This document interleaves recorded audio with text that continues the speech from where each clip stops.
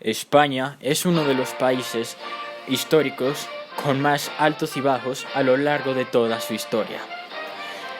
En este país, el proceso democrático ha sido bastante curioso comparado con otros países. El desarrollo democrático en España ha tenido una historia muy extensa que tiene sus raíces desde la creación de la teoría. Pero el primer cambio grande se puede ver en la ascensión del rey Alfonso XIII al trono. En 1902 sube al trono Alfonso XIII y simultáneamente entra en crisis el sistema canovista y el bipartidismo liberal conservador, con la aparición de nuevas formas políticas. También hubieron varias agitaciones sociales como la Semana Trágica de Barcelona y la resistencia a la reclutación generada por la Guerra de Marruecos. Después, en la Primera Guerra Mundial, España mantuvo una posición muy neutra, aunque esto solo sirvió de un breve descanso. La subida de precios y la contratación del mercado europeo generaron gran inestabilidad, con la convocatoria en 1917 de la Asamblea de Parlamentarios en Barcelona, que planteó la reforma constitucional y la convocatoria en agosto de una huelga general. Pero por el fracaso de la reforma constitucional, la cuestión regional vuelve a plantearse y también la agitación social y campesina en Andalucía y Cataluña. En 1921 se constituye el PSE, pero el factor fundamental de la crisis fue la Guerra de África. Después del desastre de Anual, el golpe de Estado del general Primo de Rivera instauró un directorio militar en el gobierno. Esta dictadura trató de poner fin a algunas problemáticas. Su fracaso fue principalmente político. Pese a los intentos de creación de un partido único y de incorporar a los sectores del movimiento obrero a la vida política, tampoco logró estructurar las relaciones laborales sobre la base de las corporaciones, ni resolver los problemas agrario y regional. Mucho después, en 1939, llegó el régimen franquista. Un régimen caracterizado por la represión contra el bando derrotado, una economía misérrima y una modificación del equilibrio interior de las fuerzas políticas que componen el régimen dependiendo de los cambios. En 1959 terminó el régimen de Franco y se reinstaló la democracia, aunque esta tuvo varias problemáticas, como se vio en las elecciones de 1977, en la cual solo 21 de los 350 asientos del hemiciclo eran ocupados por mujeres, y la campaña electoral solo duraba 8 días. Además se vio cómo se cambió la tradición de que las elecciones fueran un domingo y se movieron para un miércoles. Después de estas elecciones se dispararon las alarmas y se creó una estrategia democrática para resolver estos problemas. Después de esta creación se vio cómo la participación de las mujeres incrementó. Ya la campaña electoral no duraba solo 8 días, sino que se volvió a ser normal de 21 días. Y que ahora los trabajadores podían pedir día libre para ir a votar, para que en el caso de que las elecciones fueran en tiempo de trabajo, pudieran ir a votar. A finales del 2013, un partido político español fue fundado. Este se denomina el Vox. Su presidente es Santiago Abascal y su secretario general es Javier Ortega Smith. Vox es calificado por especialistas como de extrema derecha, aunque también se le sitúa en la derecha del espectro político. La Constitución Española. La Constitución Española se escribió en 1978 como parte del resultado de las elecciones del año pasado. En esta se reformularon varios puntos acerca de la participación de los ciudadanos y de sus procesos electorales. Los más importantes se encuentran allá en el artículo 23, el cual dice que los ciudadanos tienen el derecho a participar en los asuntos públicos, directamente o por medio de representantes libremente elegidos en condiciones periódicas por el sufragio universal. Asimismo, tienen el derecho a acceder a condiciones de igualdad a las funciones y a los cargos públicos, con los requisitos señalados por la ley. También se halla en el artículo 41, que habla acerca de la seguridad social que le dan a los ciudadanos. Dice: los poderes públicos mantendrán un régimen público de seguridad social para todos los ciudadanos que garantice la asistencia y prestaciones sociales suficientes ante las situaciones de necesidad, y la asistencia de las prestaciones serán completamente libres. Otro aspecto se halla en el artículo 48, el cual dice que los poderes públicos van a promover las condiciones para la participación libre y eficaz, hasta para la juventud, en el desarrollo político, social y cultural. El artículo 68 ya habla más específicamente acerca del Congreso.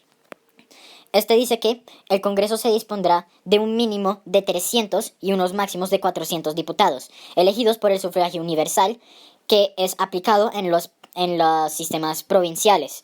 En este caso, las poblaciones distribuirán el número total de diputados, asignando la representación a cada población dependiendo de qué tan densa ésta sea. Sin embargo, las poblaciones de Ceuta y Melilla, que son dos poblaciones separadas en las costas norte de África, solo se darán un diputado por cada una.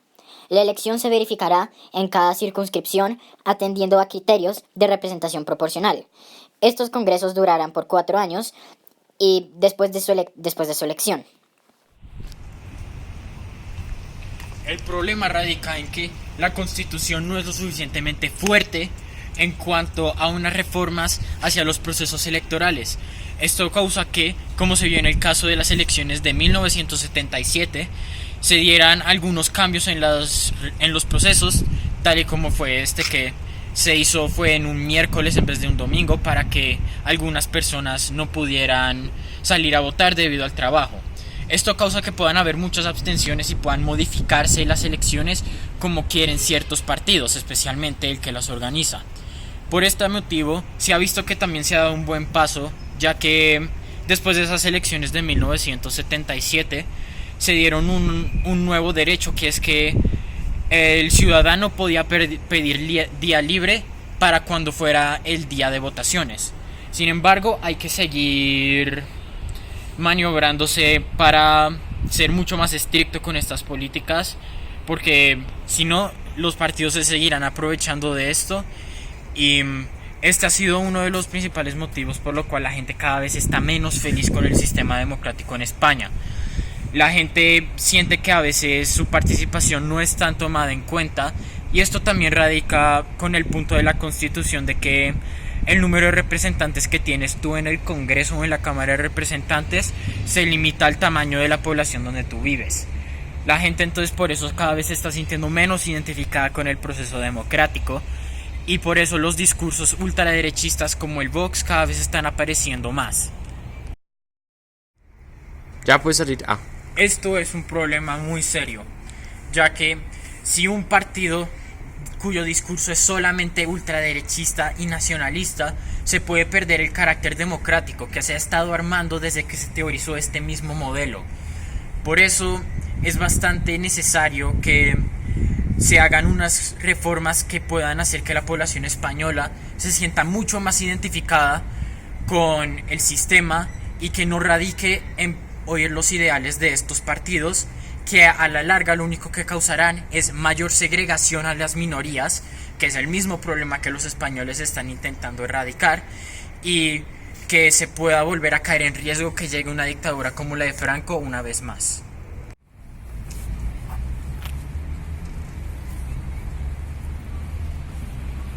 Para solucionar los problemas causados por los vacíos constitucionales, se sugiere convocar a una asamblea constituyente para que se establezcan reformas sobre las regulaciones electorales. Esto se hace para que no se repita lo que pasó en 1977 en las elecciones, en donde se hacían un domingo por tradición, pero ya que no había ninguna ley que dijera que se tuviera que hacer el domingo, lo pasaron para un miércoles y mucha gente no pudo ir a votar. Otras reformas que se necesiten se discutirán a continuación. El artículo 68 dice que dependiendo del tamaño de la población de cada provincia, se determinará el número de representantes que tiene en el Congreso. Se propone cambiar esto para que ya no dependa del tamaño de la población, sino que haya un mínimo y un máximo universal para todas las provincias en España de representantes. De este modo se soluciona el problema de falta de voz si vives en una población pequeña, y de esta manera todo el mundo tendrá voz. Todavía falta uno de los puntos clave. Entremos.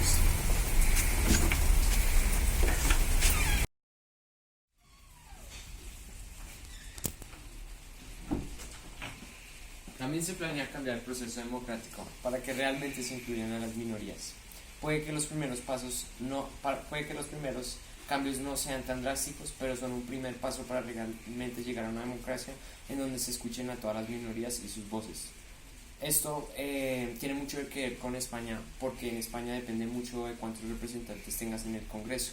Esto se relaciona con la solución anterior de cambiar el artículo 68. Mencionado anteriormente, el proceso electoral ya no debería ser solo para escoger representantes, sino también para hacer que se cumpla lo prometido en el tiempo de administración de los escogidos, para que cuando lleguen al poder cumplan todo lo que prometieron. Al juntar todo esto, se puede realmente llegar a un proceso electoral que cumpla tener un sistema de elaboración de inclusión con un proyecto político basado en principios y valores, con un diagnóstico actual de la situación, con propuestas que sean aplicables al contexto del país y finalmente con un sistema de evaluación y seguimiento. Para cumplir lo mencionado anteriormente, el proceso electoral ya no solo debería ser para escoger a representantes, sino también para guiar que estos cumplan lo prometido en sus administraciones cuando tomen el poder. Estas medidas establecen la legitimidad del gobierno democrático para que así impida que los discursos nacionalistas y ultraderechistas lleguen al poder.